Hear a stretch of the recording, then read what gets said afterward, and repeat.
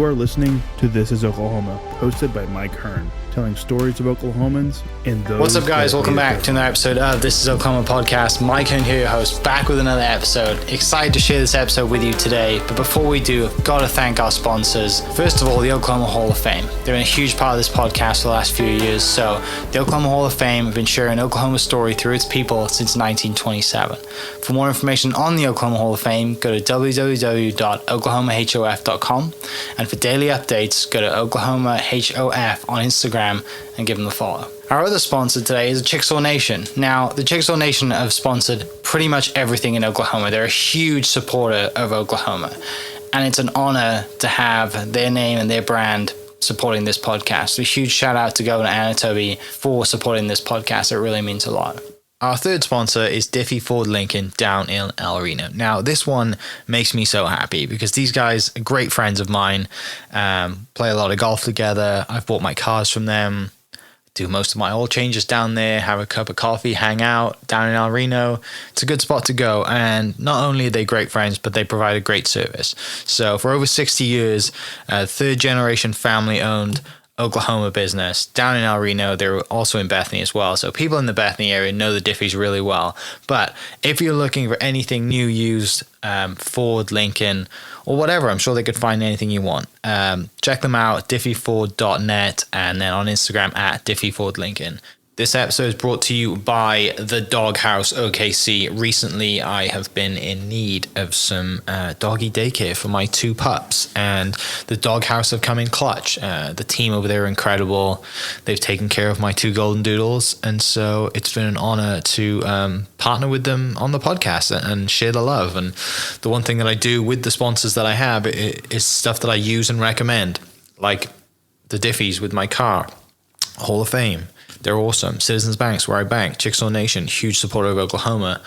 And adding to that is the Doghouse. And so if you're in need of doggy daycare in the day or boarding overnight, they do grooming and other cool things too. But I've had a fantastic experience, and it's an honor and a privilege to share this with you too. So go to thedogHouseOKC.com and follow them on Instagram at thedogHouseOKC. And hopefully our pups will run into each other. What's up, guys? Welcome back to another episode of This is Oklahoma. Mike Hearn here, host, back with another episode. We are up in Edmond today at Oklahoma Chiropractic with Dr. Joren Whitley. I just asked you that as well, and you said it. We're going to dive into it. You got an epic Instagram following, which is how I found you. I'm sure you got a huge Twitter following too. I'm not on Twitter, so I wasn't really, not Twitter, I wasn't on TikTok, so I wasn't like super bummed when it left and didn't come back and whatever. Yeah. But super excited to dive into your story and hear about not just the, human chiropractic stuff that you do, but also the animal stuff as well, because I think it's super fascinating. I have two golden doodles. They're my absolute children, my queens. They're great, but they're also a pain in the ass as well, as golden doodles are. But yeah, excited to dive into your story. We have a mutual friend in Gatlin, Didier, so excited to hear that you guys are going to be collaborating soon on some cool stuff. You said you have a hot air balloon, which we're definitely diving into that as well. But before we do, tell me a little bit about yourself. Where were you born and raised, and how do you become an animal chiropractor and a human chiropractor? Yeah, so I was actually born in Tulsa, Oklahoma, and I traveled around. My dad was an aircraft mechanic, so we traveled everywhere. So I don't really have like a home base of like where I grew up, but I've lived in Texas and Arkansas and Missouri, Kansas, different parts of Oklahoma, and so I've just kind of been everywhere. I actually went to Oklahoma State University, and I got my degree in biochemistry and molecular biology. And I just chose I wanted the hardest, degree, and they said, this is it. And I was like, I'm going to do it. I love science. And I actually worked for the United States Department of Agriculture. I worked for a company called NIMFAB, which is like basically like all our food and agricultural biosecurity type stuff, working with viruses. And anyway, all like that desire for science and learning and all, I dove into working in a lab, and I realized I hated it. Test tubes don't laugh at your jokes. And I was like, all right, I got to do something else. And I fell back into construction while I was trying to find something to do. And while I was there, I got hurt, and basically they were like, hey, you have two options. You can either do surgery or, medication. And so I always felt like there was something really like the body is capable of healing is what I kept thinking. And so I ended up going to a chiropractor based on my stepdad's recommendation. And he was like, hey, I was a bull rider. When I was bull riding, I went to this chiropractor. So I went. And after like 2 days, I was like, oh, wow, there's science behind what you guys do. And so that kind of led me down this road of just like, tell me more. Tell me like, what kind of school you go to? Is it like a summer school type thing? And they're like, no, we're doctors. Like this is like you legit go to school for 3.5 years. And then that led me to applying to school. Crazy story, like a God thing that I ended up going there to the school. Like I got into the last spot at the last like open house for the school for the year. And so I ended up going and falling in love with it. And I went from that to, asking my chiro questions. Hey, what if you could go back in time, what would you do differently? And he's like, I would go back and learn how to work on animals. And I was like, but hold on. Animals. And he's like, oh yeah, they have a spine too. And I'm like, oh, duh. And so I like jumped into that and followed it like wholeheartedly, just everything and anything that had to do with chiropractic. I wanted to learn it. And so I was in school learning the human stuff. And then I took the animal course at the same time. And, we're learning about, blood work, and we're taking blood draws on people, and we're learning radiology and diagnosing cancer and all this stuff. And at the same time, I'm going off learning how to adjust dogs and horses, so it's just crazy stuff. And then, that's how I became an animal chiropractor. But then, I come to Oklahoma and I'm like, hey, I'm an animal chiropractor. And they're like, you're a what? Like a what? That's not a real thing. And then that led me into just a ton of, trying to educate the public, and then that led into the TikTok stuff. And that was by accident. We can jump into that whenever you want. But yeah, just crazy stuff. Yeah. Brothers and sisters growing up? I have, I had 3 sisters, 1 brother, 2 stepbrothers, and a half brother. Okay. But my little sister actually just passed away a couple weeks ago from complications of type 1 diabetes. I'm so sorry to hear that.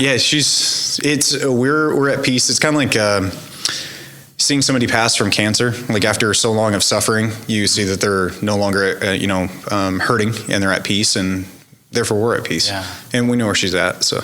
What was your sister's name? Kylie. Kylie? Yeah, Kylie Whitley. Kylie loved dogs? Like Kylie, oh my gosh. Pet person? She was, she was the biggest animal lover. Like we used to sit and watch Steve Irwin when we were kids, Dr. Dolittle. And like Dr. Dolittle was one of our favorite movies growing up. And we'd watch, the old ones and then the new ones with Eddie Murphy. And she volunteered all of her time, like at animal shelters, even like in her sickness and being super sick. Mm-hmm. She wanted to give back, and she just loved animals. Yeah. So I'm sorry to hear that. That's not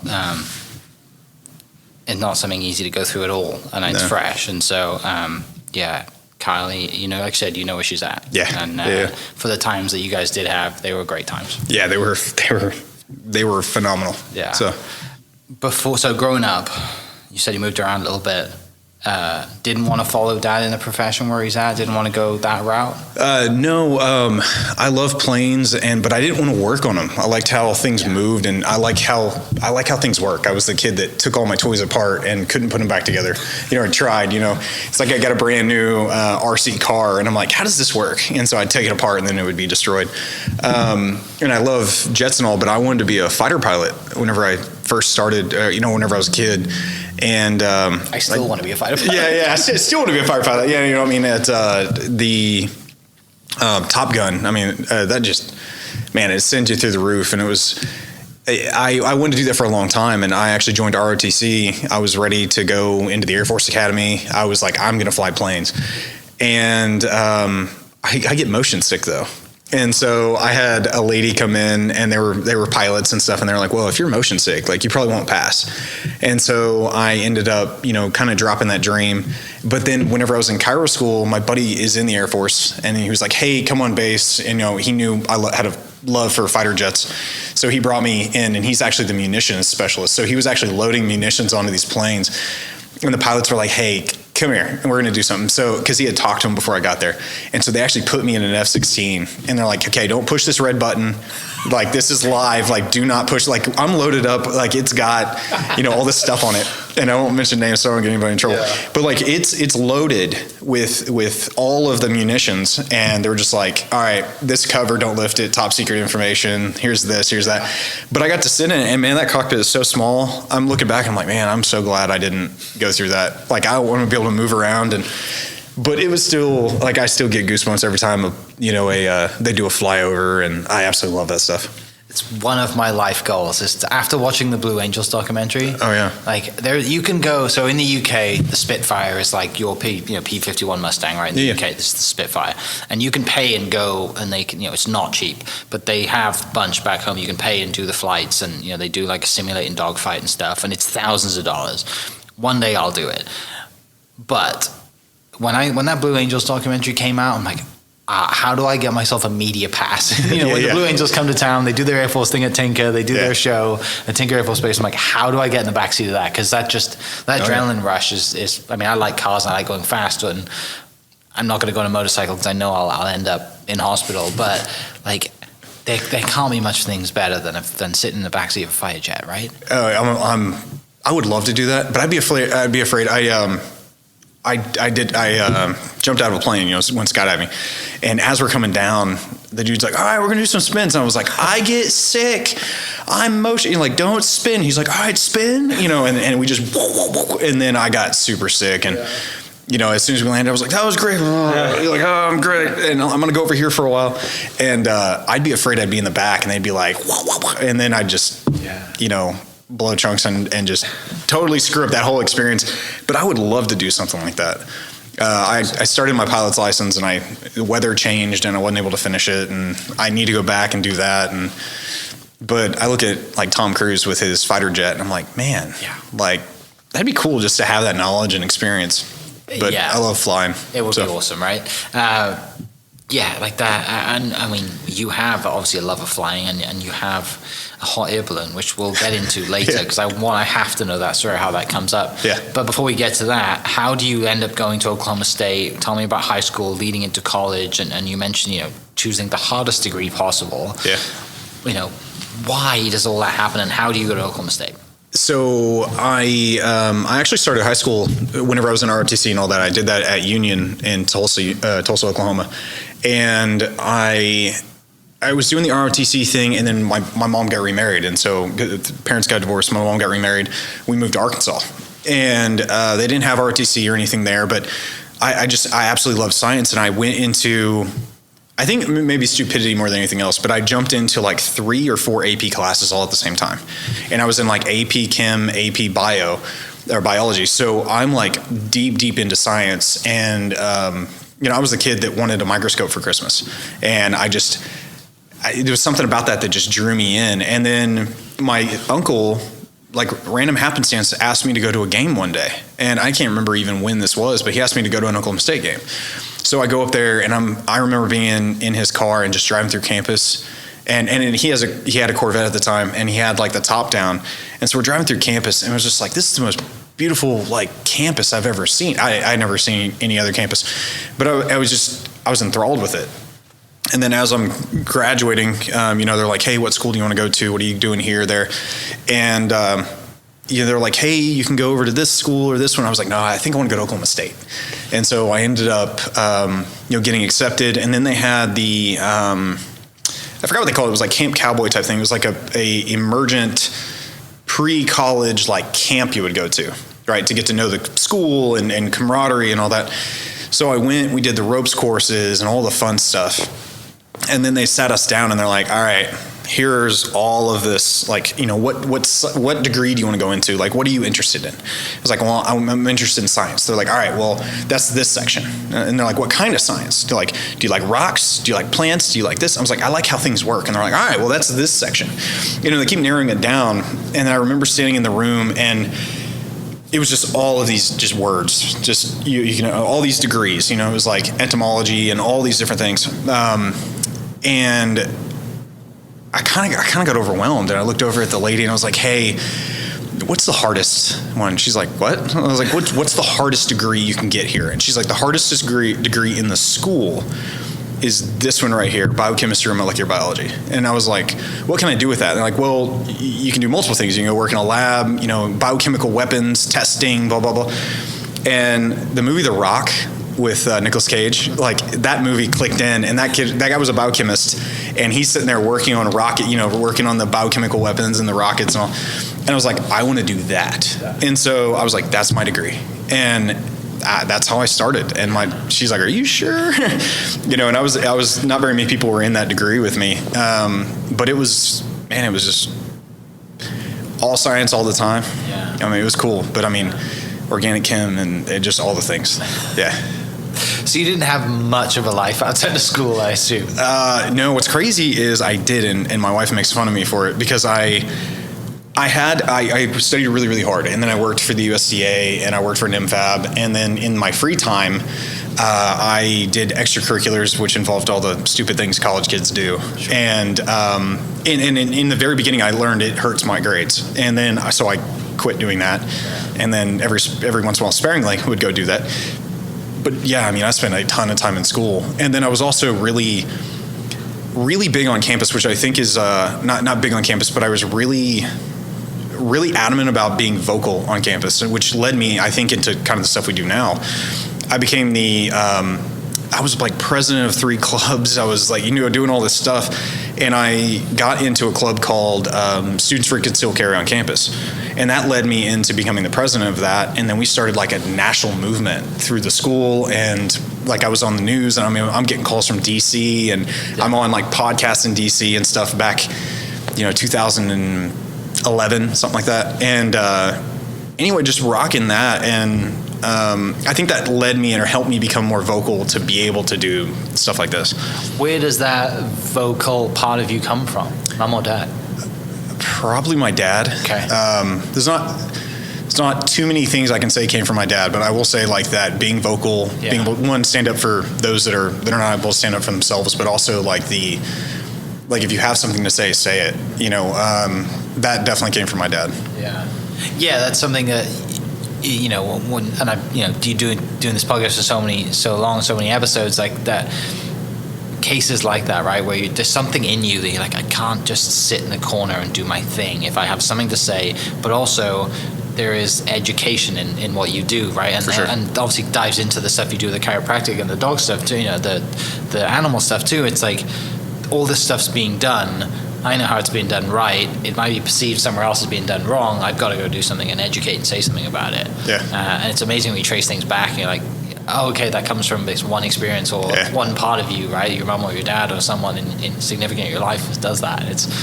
It's fun to look back and do that. This is kind of like a counseling session because I didn't really think about it too much until, it's like I had this desire to just speak my mind, and it's like, whoa, yeah, no, that definitely came from my dad. Okay. Yeah. So you go through that. Like you said, at the start of the podcast, you kind of said a little bit about how you dive into the chiropractic world, and you're doing animal chiropractic alongside going into chiropractic school. Do you graduate and then go to chiropractic school, or do you shift halfway through? No. So I did a full 4-year degree. Okay. Got my degree in biochemistry and molecular biology, and then I actually. Thanks. Yeah, it was it was stupid. It was. What's funny is, I remember talking to my advisor. This was the last semester, and she goes, "Okay, you have one more elective, or not one more elective, but like one more. You have to pick. You can either choose ecology, or you can choose anatomy." And I said, well, okay, what are what's each one? And she goes, well, anatomy is the route, if you're going to go be a doctor or whatever. Ecology is more like plants and how things work and stuff, weather patterning and all that. And I was like, well, I'm never going to be a doctor, so I'll go ahead and do ecology. And so I did that. And, it's just one of those funny moments in life where I was like, well, I'm not going to do that. And so, But I feel like I learned a lot in that, but it wasn't until I wanted to be a chiropractor, and I'm talking to them like, hey, have you had anatomy? And I'm like, no, no, I haven't. But what was crazy is, so I had like a 9 month stint. Like it was within 3 or 4 months out of getting out of school that I realized I wanted to be a chiropractor. But I decided to wait. It's trimesters in chiropractic school, not semesters, because you go year round.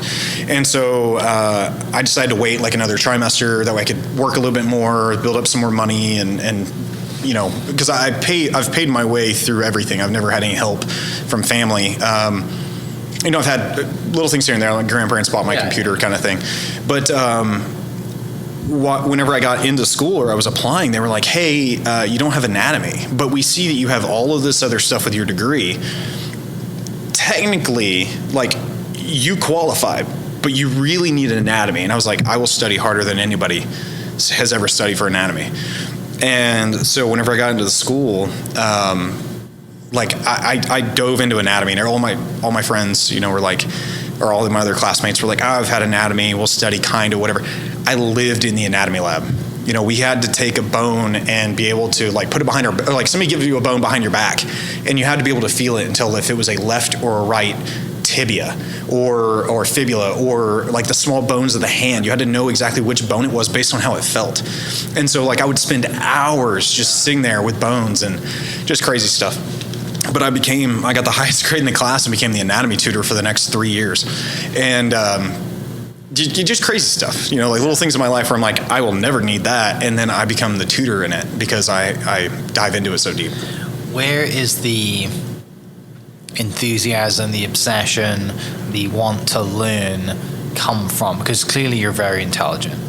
Well, I appreciate that. But I'm interested to hear from your side. It's like you're very intelligent, but you also have an insane work ethic. And so, from your perspective, do you think you're born with smart, and also, or do you just think you're just like everybody else and you work really hard?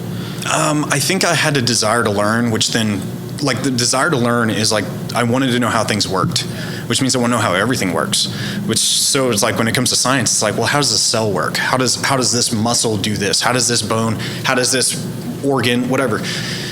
So that like drives my desire to continue to learn more, to continue to gain more knowledge. But I will say the work ethic thing, one comes from my grandpa kicking my butt, over and over. He actually owned the concrete company I worked for. And so I started in the mud with everyone else, digging holes and setting forms and pouring concrete. And I had to work my way up. And it was like, you're not the grandson of the owner. You are just employee A.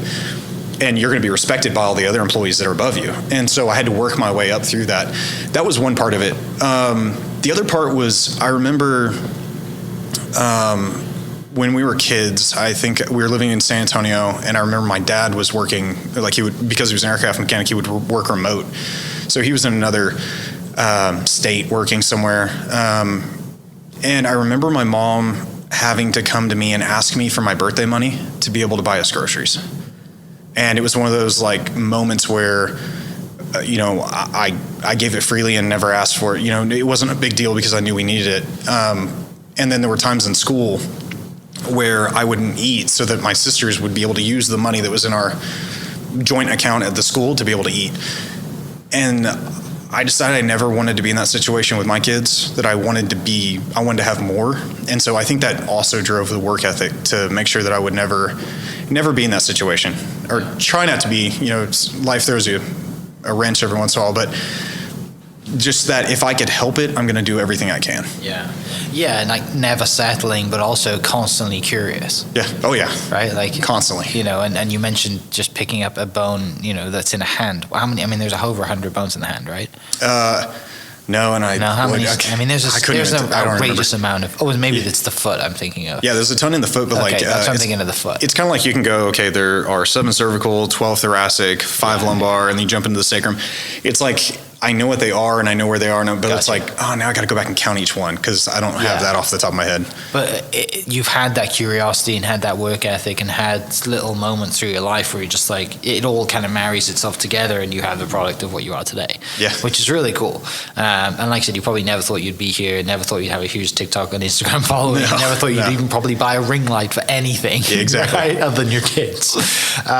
So tell me about kind of some of the, I don't know, let's say highlight moments when you're in chiropractic school, when you're going through that time of your life and you're like, this is my journey now, this is my, you have a moment clearly where you're like, this is what I'm going to do for the rest of my life. Yeah. Versus the previous 6 years where you're like, I'm doing molecular biology, even though I don't want to be a doctor, I'm going to go figure this out. Yeah.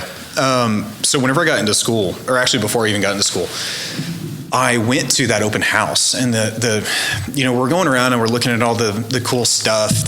Here's the campus, here's what we do. We go into the cadaver lab, we see all that cool stuff, and it's still just this is how something functions. This is how you learn. It wasn't until we were doing like a dinner that night or something, and a doctor stood up and told a story about one of his patients where he was talking to a patient, and she gave him a letter, and she goes, please read this after I'm gone. And the letter basically said, whenever I first came in here, I was in a wheelchair, and my husband had to bring me in. But what you don't know is I had actually had somebody buy me a gun, and I was going to kill myself later that day if you couldn't help me. And he goes back to telling that she came in a wheelchair, and then a couple of weeks later she came in, in a walker, and then a couple of weeks later she came in with a cane, and then she eventually drove herself, and then she got her life back. And she said, I was going to kill myself if you hadn't helped me.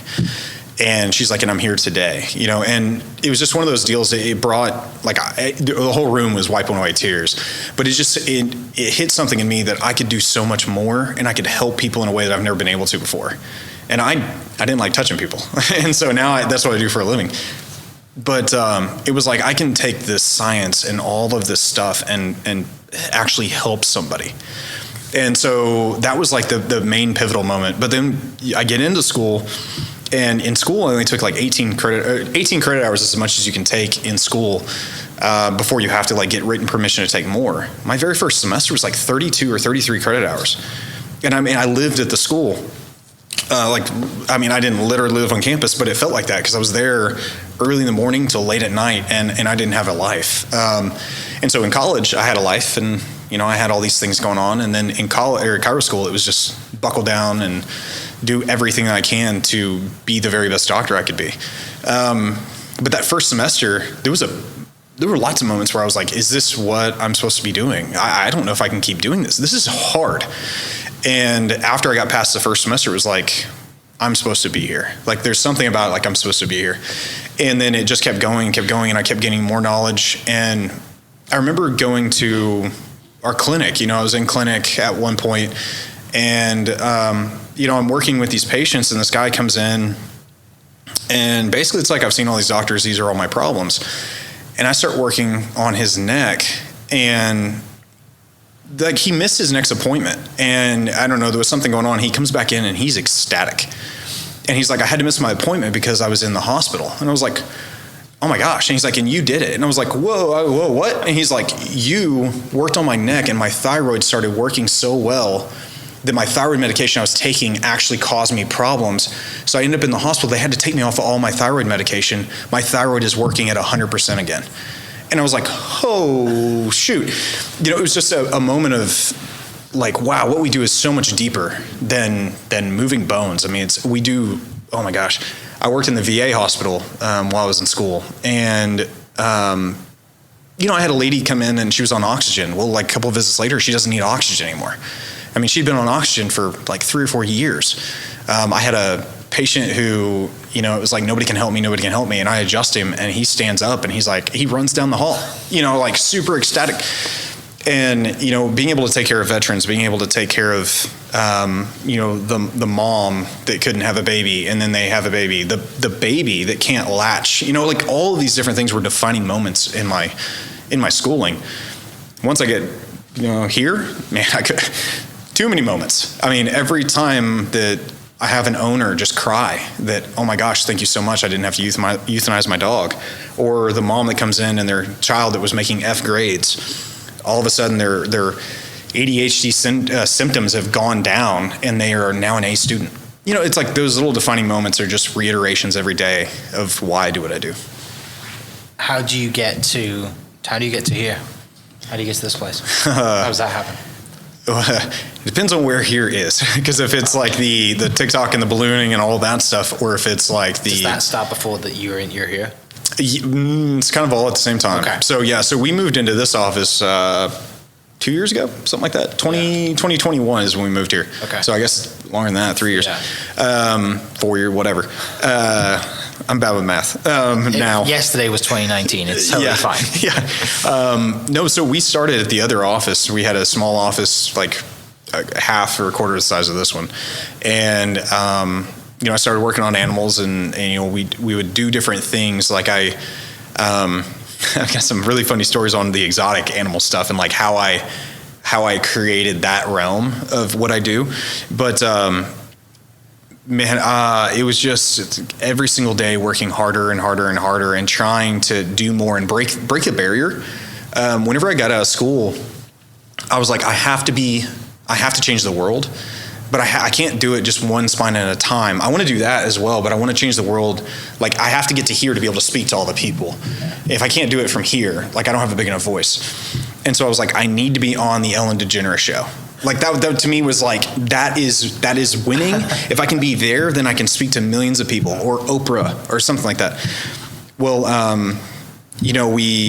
we posted a video on TikTok, and it actually got taken down immediately for animal abuse. like immediately. And I had all these like hate comments and stuff. The video gets taken down, and I send in my credentials, and I'm like, I'm an animal chiropractor. Here's my license. Here's state license. Here's this and this and this. And so they were like, okay, we'll reinstate your file or your deal, but the video's still down for right now. And so I posted another video that went stupid viral. And then it just like made me realize like the moon isn't that far away. Like this idea that, if you go for it, you can attain it kind of thing. Like this was like a really big eye opener of like, you really can attain. Like if I have a goal, like, let's make it happen. There's no guessing around that. Let's do it. And, man, that just led me into one thing after another of, I want to go work on this crazy animal in Africa. I'm going to Africa, or one of those things. But the exotic thing. I don't know if I heard this in a book. I heard somebody talking about it, but they were talking about how they created their own demand. And they said they were an author. And they wrote a book, and their publisher said, we will not print any more copies until these are gone. And nobody was buying his books, so he bought all of his own books. And then the publisher was like, oh man, we sold out. We need to publish some more. So he bought all those. And he did this like 2 or 3 times. And so he puts them all in his car, and he starts calling up to local bookstores and saying, hey, do you have this book? And they're like, no, we've never heard of that. And he's like, okay. And he hangs up, but we call back with a different accent. And he's like, hey, blah, blah, blah, whatever, and do you have this book? And they're like, no. Well, he would do that multiple times and then call up and say, hey, this is blah, blah, blah, and I'm an author, and they're like, oh my gosh, everyone's talking about your book. Can you please come do a signing? He's like, of course I can. So he created his own demand, and that led him to actually being like a #1 bestseller, number one, whatever. And that kind of resonated with me. And so I'd been working on animals, and I went to Petco, and this lady had a lizard out, and it was her personal lizard. And she was like, hey, I said something about animal chiropractic. She's like, can you work on my lizard? I was like, yeah, sure. Of course. I can do this all the time. Whatever. Never worked on a lizard before. I knew the spine and all, so I was like, easy. Yeah. So I adjust it, and immediately it starts moving. She's like, wow, he hasn't done that in so long. And I'm like, see, it works, and like, I'm just like, oh, wow, that was awesome. And so then I call up, like the next day, I call up to the zoo. And I'm like, hi, this is Dr. Whitley. I'm the exotic animal chiropractor in Oklahoma. I'd like to speak to the veterinarian, about, the head vet about getting animal chiropractic into local zoos and stuff. And she's like, all right, come on up.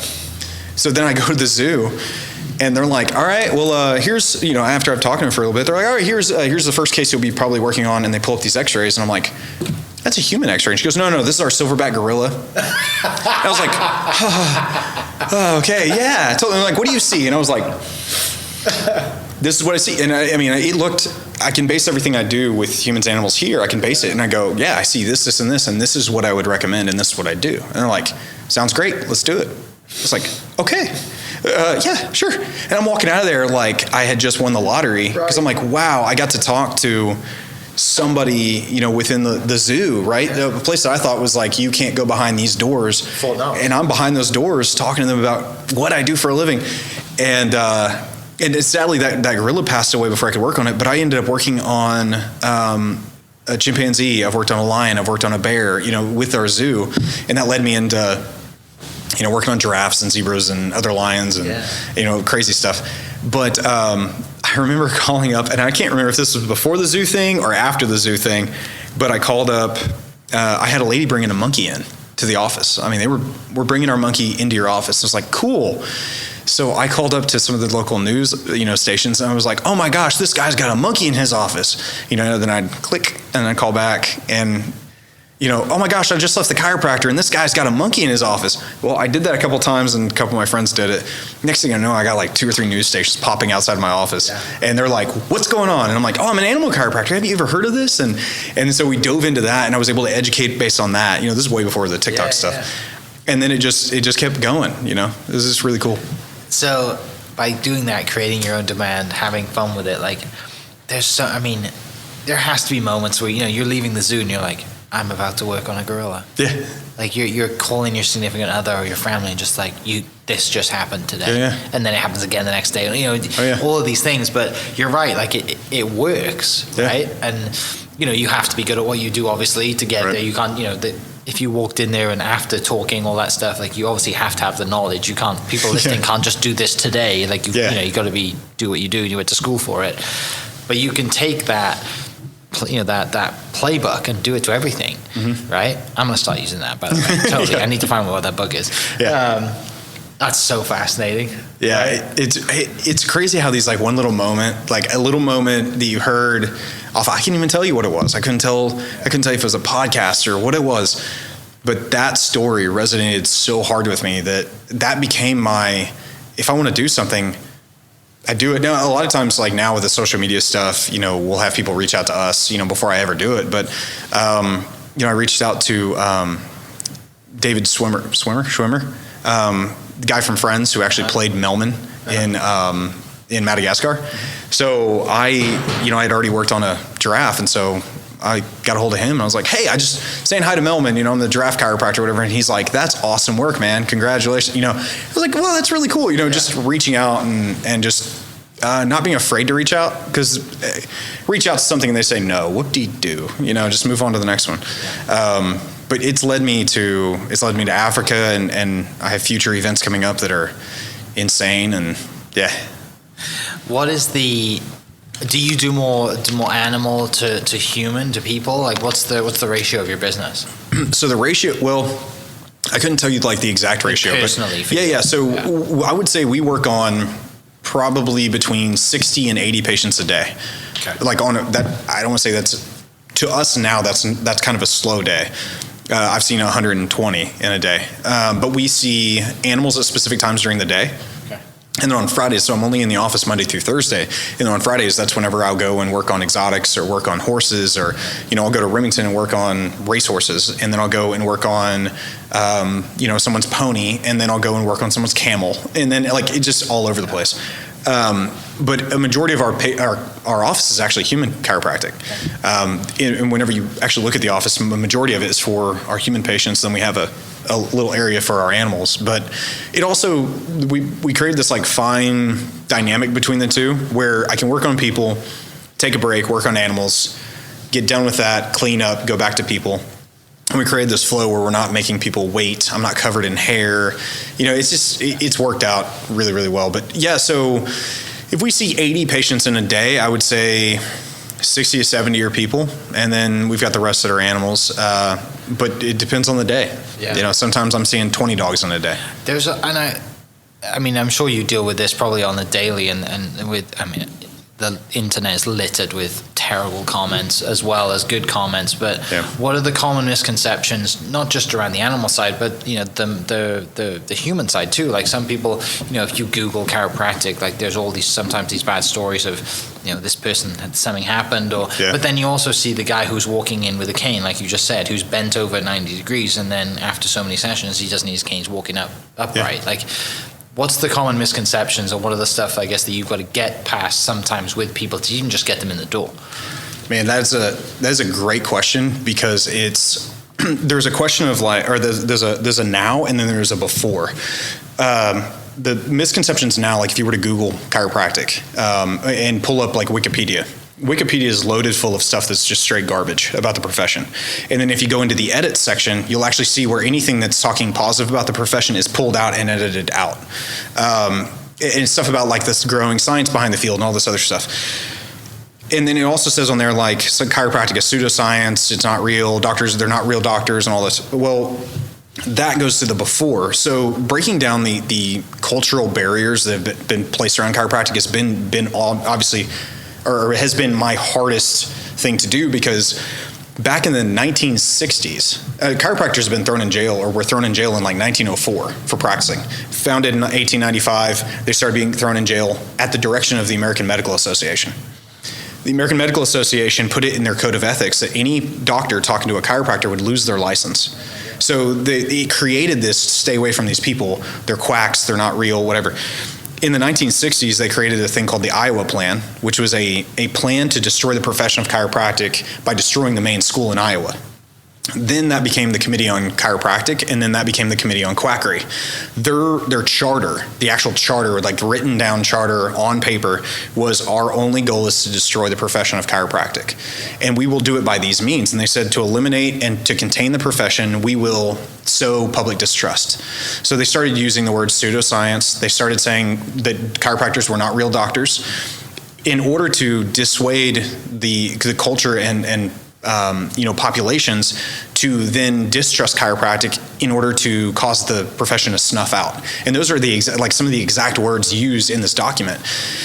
So that created, they ran propaganda for over 11 years. Every movie you went to, chiropractors will kill you. Chiropractors aren't real doctors. They pushed the profession. They tried to push it into a hole, and what it did is it actually strengthened the profession so that we have to know everything. We have to. In the medical field, there are specialists that do specific things, but like in chiropractic school, we are doing we're doing the blood draws, we're reading the blood work, we're taking the radiographs, we're reading the radiographs, we know how to diagnose cancer, we know how to deliver babies, we know how to, when we take OBGYN, we take all the virology, we take everything except we can't give medicine. So we study farm tox, but we don't have to study this pill is an allergy pill and you should take it 3 to 4 times a day. We don't have to worry about that. So I hear a lot that chiropractors aren't real doctors. And any one of my videos, you can see any of those comments. Well, you're just not a real doctor. I'm like, dude, I've got, I talked about credit hours earlier. 18 credit hours in school per semester, right? So we got summer vacation, we got fall break and winter vacation, all that. 18 hours, I got like 112, 113 credit hours, somewhere around there, to graduate college with biochemistry and molecular biology. It's 225 credit hours to graduate chiro school alone. So 225 credit hours going to school nonstop, like no breaks. Most medical doctors, before they go into residency, is like 195. Yeah. Veterinarians is like 165. So we take so much schooling, and I've had a patient this morning. Hey, I've got this pain right here, and this is okay, let me check it. Well, I checked this, you're having this problem, and this problem, go check it out.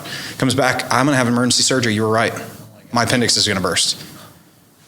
Wow. Yeah, so that kind of stuff happens here all the time. I can't tell you how many times I've sent somebody out because I'm like, I think you need to see an oncologist. And I can tell what kind of cancer they have, but I'm not going to tell somebody they have cancer. I'm going to say, hey, I think you need to go see, and we do the referral. But, we've diagnosed cancer of crazy stuff in our office. Crazy stuff. Absolutely crazy.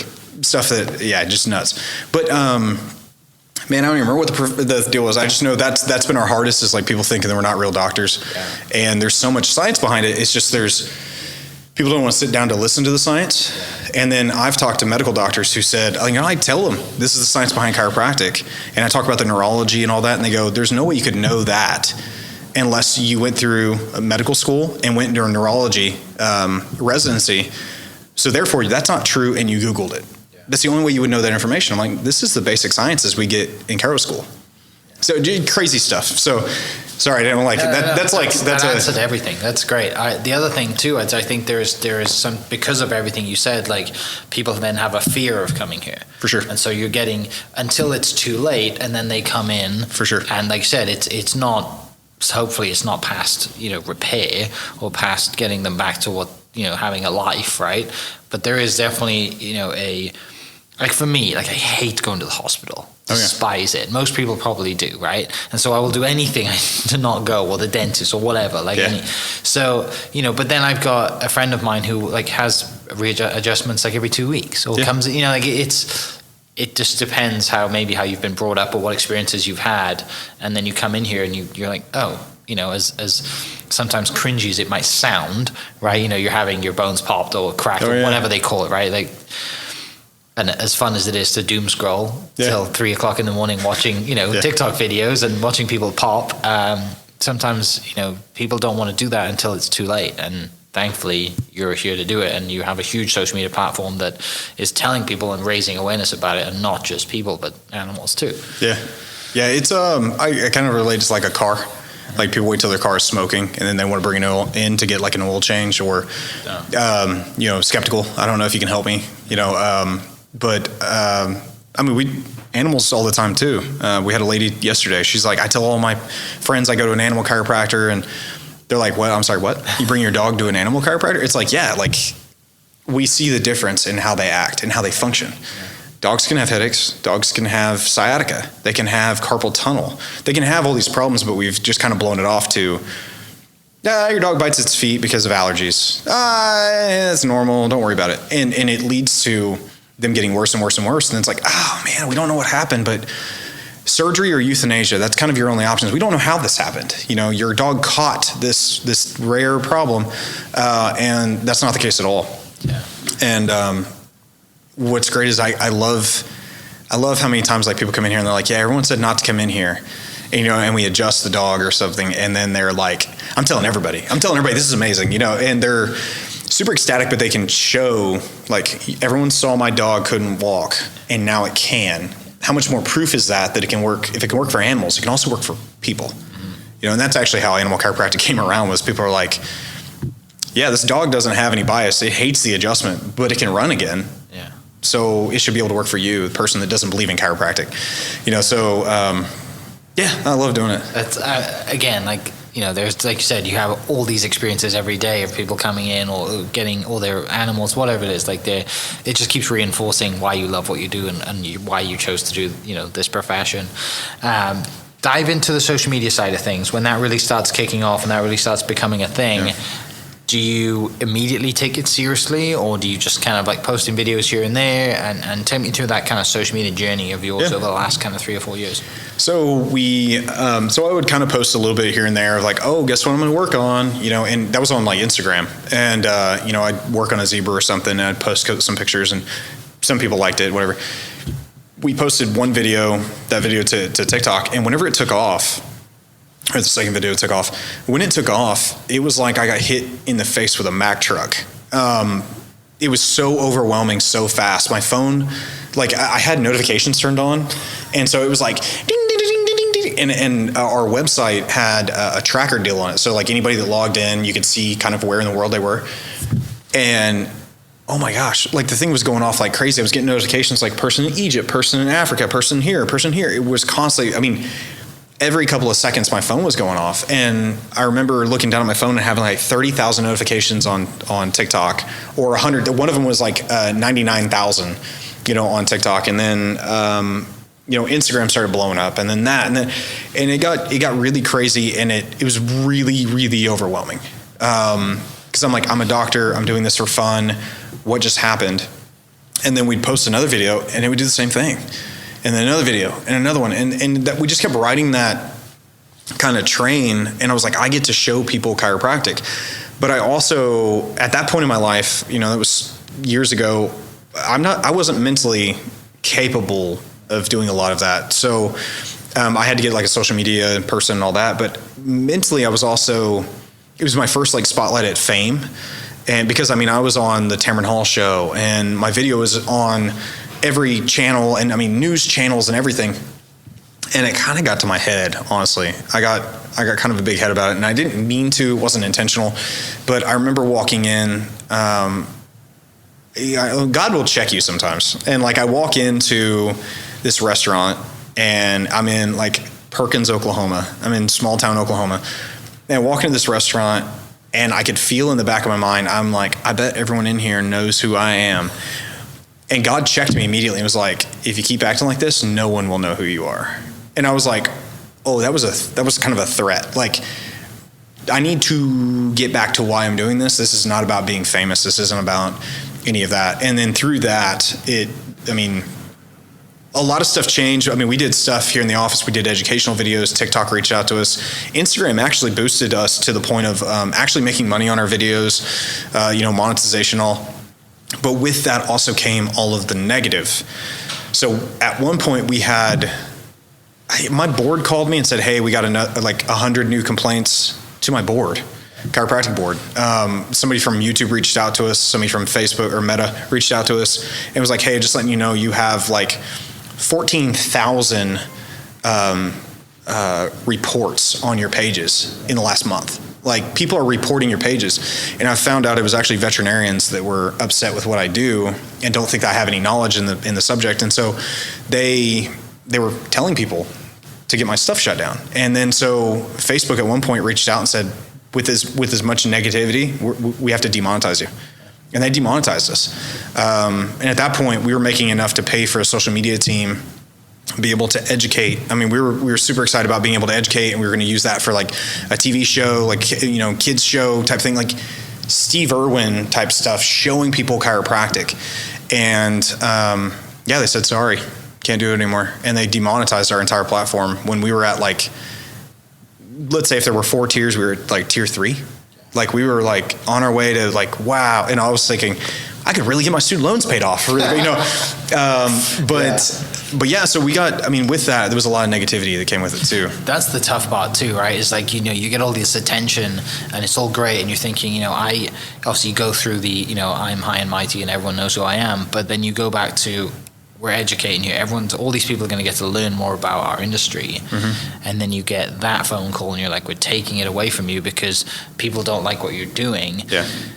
And you fight that because you're doing the right thing, and you hear from people every day that you're doing the right thing, right? Real people. And then, you got these quote 14,000 people out there who you've never met, right? Who wouldn't probably come in here and tell you to your face you're doing something wrong. For sure. Right? And all you want to do is like, you're never going to take 14,000 phone calls, but someone sat behind a desk being like, oh, I'm a vet, but I don't like what he's doing. Somebody report it. And, thankfully for you that you have a business and you make money on the outside, but sometimes in some world and some people, all they have is their social media income. Exactly. Right. And I'm sure really it was probably a tough time to deal with all that stuff. It's a lot of attention, but it's a lot of good and bad attention. It was, I didn't know how to think about it. It was very hard. At one point we had people calling up here, my staff were answering the phone and people would say, hey, your doctor's going to die soon. Or, just people calling and harassing us and leaving voicemails or sending us mail. I started receiving stuff in my house. It started getting really crazy really quick. And I was like, it kind of gave me PTSD about it. So there was, I think a solid year after that demonetization where my team would post, but I had nothing to do with social media. They would come in and film or do whatever, but I had nothing to do with it. Not like it is now where I'm like, whatever, I don't care. It was I can't even open the app, because it's giving me PTSD to see those messages again. Yeah. And then one day I finally just said screw it and got over it. You've got to go through that. Yeah, right? That anxiety, that part of you that's this is not good and you need time away. Yeah. Because it's affecting outside of work. 100%. Yeah. It was affecting my life. My wife was scared. I think we might have been engaged at that point, or we were already married. And she was afraid that, we were going to have somebody come up here and shoot me or something because of my work with animals. And, it's just crazy. And I would love 14,000 people want to come in and see what I do. Oh man, it would be great. Because I love what I do and I can prove it all day, not only with the science, but I'm like, watch this, and see what happens. Yeah. And, it's kind of disheartening because it goes back to that 1960s time of we are trying and you guys are impeding us for no reason. And, we're talking about I have aspirations, goals to RFK. I want to have a conversation with him about chiropractic. I want to be on Joe Rogan. I want to be able to talk to millions of people and go, this is what you think, but just hear me out for a second. Mm-hmm. Make it your own, opinion after we're done talking and see what this profession is really about, rather than the stuff you hear, the stuff you see, the stuff you read. Because it's crazy. Finishing up, because I know you got some people coming back in here in a little bit. Yeah. When do you buy the hot air balloon? Yeah, so that one, I knew that question was coming. So we were, I don't know what we were doing. I've always had like a fascination with like flying and hot air balloons and stuff. And I think if you've ever watched The Mummy, like they get in the hot air balloon, you know, fly off and all that. And we had an event out here one day, and we had a patient come in, and I saw on the back it said hot air balloon rides. I was like, oh, y'all do stuff with hot air balloons? That's kind of cool.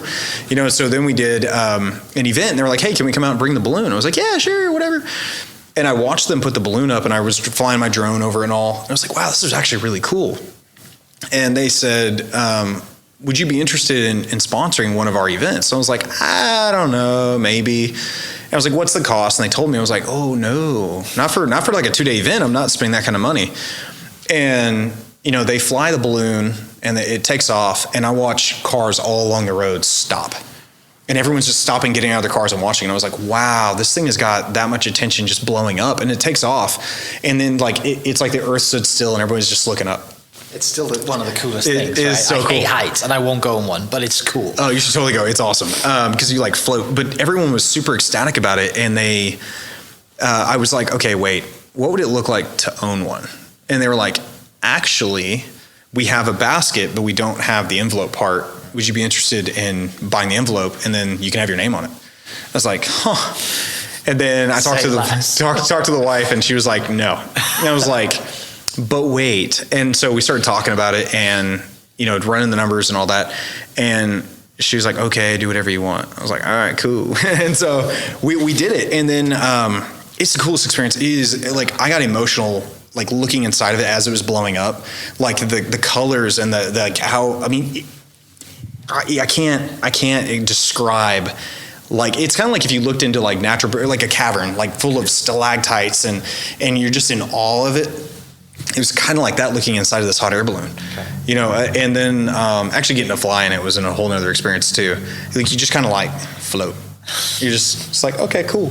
But that is really cool because it's helped us do a lot with, like, we're able to take that, and yes, it has our name on it and all, which is great for advertising, but we're able to take that and we're able to collaborate with people with it. We're actually collaborating with a cancer, like a deal for children. And so we're getting to let the kids fly in it, you know, so kind of like Make-A-Wish, not really, but, you know, something kind of like that. Sweet. Last question. Since I'm in the real estate world, I always finish with this one. If you were to build your dream house today, don't worry about money, all expenses paid. Don't worry about what your wife needs. If you were to build your dream house today, what does it look like? Oh, geez. So I actually took AutoCAD whenever I was in school, and I actually built like a dream home, and I had this massive fish tank, like hallway, like it was a tunnel, like fish tank in it. It's crazy. I do something like that, but then I keep seeing all these like man caves with like the gun range underneath, or man, it would be like a giant barn dominium with a giant fish tank with, you know, high vaulted ceilings, all, you know, log cabin type thing, and then having like an internal gun range, man cave. It's all the stuff I want, you know. Okay. It's whatever. I don't know. Yeah, I haven't thought about that one. It's awesome. It's a good question, though. I agree. I mean, ticks a lot of boxes for me. I'm not a huge fish fan, but the barn dominium with an indoor gun range sounds great. Well, looking at the expense or how long it would take to take care of all the fish, I may be against that one nowadays, but it's still a cool idea. It's definitely a cool idea. Mate, it's been a pleasure. Thanks for coming on the show. Thanks for sharing your story. Love what you do. And for people listening, how can they find you on socials? And if they're in the need, or they have an animal that's in the need, how do they reach out? Yeah, so our social media, our TikTok and Instagram are under dr.joren_Whitley. Joren is Joren, and then Whitley is Whitley. And then our office is oklahomachiro.com. So we see animals and stuff, and we'll always be able to fit somebody in. My goal is to help everyone that needs it, or every animal that needs it. All right. What's the last question? Last question. What's the biggest animal you've actually worked on? Tallest animal would be a giraffe. Biggest animal by weight, though, I worked on a Cape buffalo. I think that would be by weight, but yeah, the Cape buffalo, like one of the most dangerous animals in the world. Okay. I got to work on one, but my goal is a rhino and an elephant next. All right. And then figure out somehow to do a whale. I'll figure it out. Tick those boxes. Yeah. Awesome. So, mate, really appreciate your time. For people listening, I will put the links that you just mentioned down in the description down below, and we will catch you next episode. Cheers. Hope you guys enjoyed that great episode. Thank you so much for listening. As always, huge shout out to our sponsors, the Oklahoma Hall of Fame, sharing Oklahoma story through its people since 1927. For more information on the Oklahoma Hall of Fame, go to www.oklahomahof.com and follow them on Instagram for daily updates at oklahomahof. Our other sponsor, the Chickasaw Nation, amazing sponsor. They do amazing things for the state, and they're always sponsoring something in Oklahoma. They're a huge supporter of Oklahoma, and without their support, we wouldn't be able to do what we do. And our third sponsor is Diffie Ford Lincoln down in El Reno. Now, this one makes me so happy because these guys are great friends of mine, play a lot of golf together. I've bought my cars from them, do most of my oil changes down there, have a cup of coffee, hang out down in El Reno. It's a good spot to go. And not only are they great friends, but they provide a great service. So for over 60 years, third generation family owned Oklahoma business down in El Reno. They're also in Bethany as well. So people in the Bethany area know the Diffies really well. But if you're looking for anything new, used, Ford, Lincoln, or whatever, I'm sure they could find anything you want. Check them out, diffieford.net, and then on Instagram at diffiefordlincoln.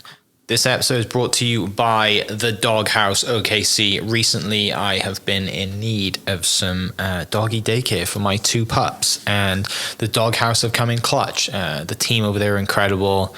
They've taken care of my 2 golden doodles, and so it's been an honor to partner with them on the podcast and share the love. And the one thing that I do with the sponsors that I have is stuff that I use and recommend, like the Diffies with my car, Hall of Fame. They're awesome. Chickasaw Nation, huge supporter of Oklahoma. And adding to that is the Doghouse. And so if you're in need of doggy daycare in the day or boarding overnight, they do grooming and other cool things too. But I've had a fantastic experience, and it's an honor and a privilege to share this with you too. So go to thedogHouseOKC.com and follow them on Instagram at thedogHouseOKC. And hopefully our pups will run into each other. Thank you for listening. We are inspired by those around us and hope that you are too. Make sure you subscribe to this podcast on your favorite podcast platform and leave us a review so we can keep telling your stories. For more great Oklahoma content, follow This Is Oklahoma on Facebook and Instagram.